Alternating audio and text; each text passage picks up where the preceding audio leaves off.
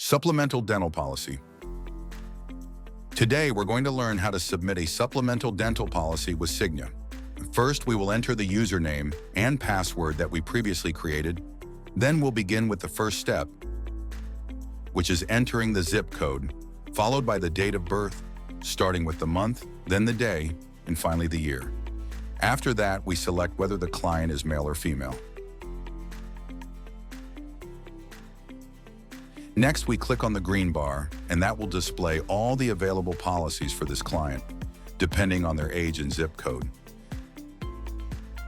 The first policy we see on the screen is the flexible choice, dental, vision, and hearing, so we click there. The first thing we're going to be asked is the payment method, monthly, quarterly, semi-annual. Generally, the monthly option is selected, so we'll leave it like that. Next, we are asked about the type of coverage: individual, couple, single-parent family, full family group. In this case, we're going to select full family group. After that, we'll be asked to indicate the maximum benefit per member in the policy. We can choose between $1,000 and $5,000 per year. The choice will depend on what the client prefers, but based on cost-benefit ratio, the best option is always $5,000. Next, we must select the type of deductible the client wants and how they would like the coverage for preventive services to be. The client can choose from the following options: $100 deductible, $50 deductible, $0 deductible, decreasing deductible, where the first year is $100, the second year drops to $66, the third year to $33, and in the fourth year, the deductible is $0. Depending on what the client prefers, we will make the selection accordingly. The best option for the client is the one with all the maximum benefits, which includes $0 deductible, $5,000 in benefits, 100% coverage for preventive services starting from day one. If we choose that option, then we need to select it. Next, we'll enter the client's information in the upper right-hand corner. First, we enter the information for the primary insured, then the spouse's information, date of birth and gender, and afterward, we click on Start Application. Next, we enter the client's personal information, phone number, email address. If the client does not have an email, simply check the corresponding option. Residential address. If the residential address is the same as the mailing address, we select Yes. If the mailing address is different, we select No and provide the correct information. We continue scrolling down. The spouse's information, or applicant number 2, is already completed. Now we're going to fill out the information for the children included in the policy. We enter the name, gender, and date of birth. Take note here that if the child is over 25 years old, the system will not allow it, meaning children are covered up to age 25. After adding the first child, we add the remaining children by clicking on the plus sign. We enter the name, gender, and date of birth, and if we need to add more children, we click the plus sign again and add the information for each additional child. Next, we click Next, and then we move on to the previous coverage questions. First, the system asks applicant number 1, that is the primary policyholder, whether they currently have any existing or pending dental policies. If we answer no, the question is complete and we move on. If we answer yes, then 2 fields will appear for us to enter: the name of the company, the policy number. It is important to note that these must be actual policies. They cannot be discount plans or an extra dental benefit included in an Obamacare policy. They must be real, active dental insurance policies.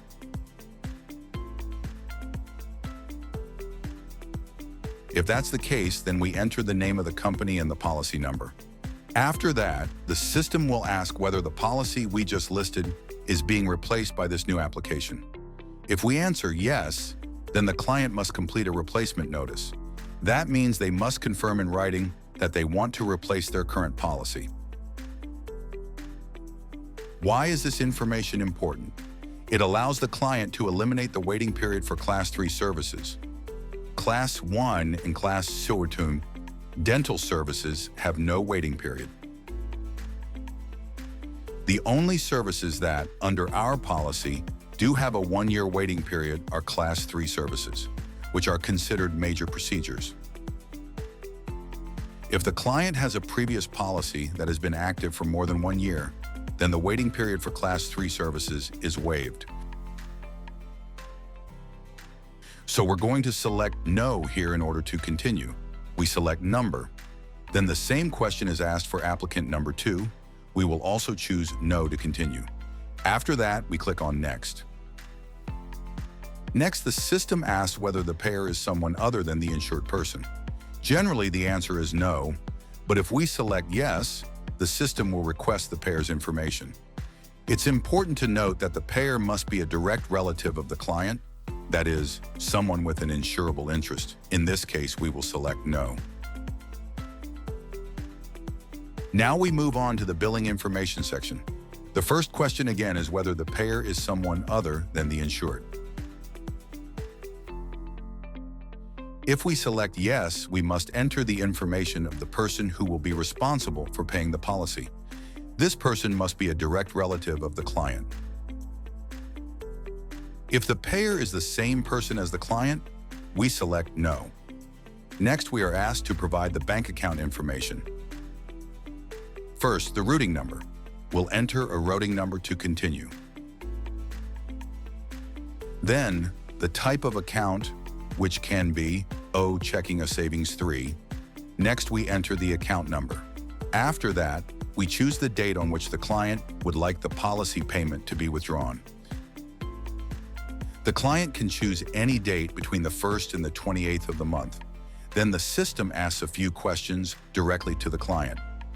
Whether they are the authorized person to allow the bank withdrawals, whether they acknowledge and accept that they are the account holder from which the payments will be made, we select Yes and then click Next. Now the system asks a marketing question. Here we always select No to prevent our client from receiving direct marketing or promotional material from the insurance company. This is done to ensure that any information about new products or policies comes directly from their trusted agent. Next is the HIPAA authorization section, which concerns the protection of the client's medical information. If the application is being submitted by a legal representative of the client, their information must be entered. If the client is completing the application directly, we simply click Next. After that, we are asked to select the effective date. All dental policies begin on the first day of the month, so depending on the month in which the application is being submitted, a tentative start date will be displayed. We can choose to have the policy become effective the following month or even 1 or 2 months later, but the start date must always be the first day of the month. Finally, we are asked to provide the Social Security number, SSN, or ITIN number. In the case of dental policies, they can be approved without a social or ITIN. But if the client has neither, the application must be submitted in paper format. Next, the answer must always be Yes, confirming that the client has received all the information regarding the policy benefits and coverage. After that, the client is asked to confirm that the information they have provided is accurate, complete, and truthful. Then the client is informed that they will be asked 2 security questions, and these 2 responses will be considered their electronic signature. We select Yes, and then move on to the security questions. The first security question can be selected from a list of available options. For example, we can choose favorite color. The second question is a 4-digit PIN. These 2 responses will serve as the client's electronic signature and will be requested if the client calls in the future to ask about their policy. Then we enter the client's full name. After that, the system asks whether this is a family business, and we must check Yes or No. If it is a family business, the only difference is that commissions will be paid monthly. Usually it is not a family business, so we select no. If by coincidence, the client and the agent have the same last name, but it is not a family business, the company will make a verification call to confirm that there is no family relationship. Next, two options will appear regarding how the agent will receive their commissions. This should always be left on high pay, because if it is changed to level, the commission will be paid as a flat fee. To receive commission advances, renewals, and residuals, as is typically expected, it must remain on high UPI.